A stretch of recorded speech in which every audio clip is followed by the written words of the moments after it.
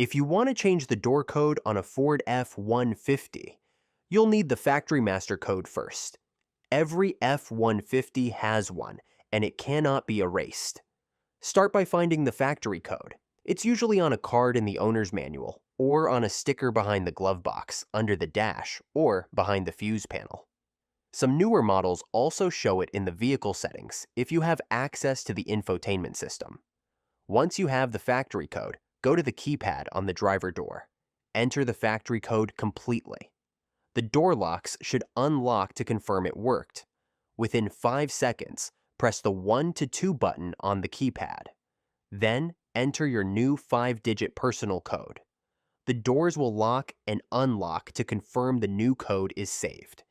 You can add additional personal codes by repeating the process and pressing a different keypad button, like 3 to 4 or 5 to 6, before entering the new code.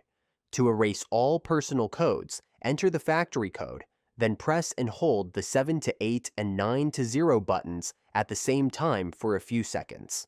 This removes all custom codes but keeps the factory code active.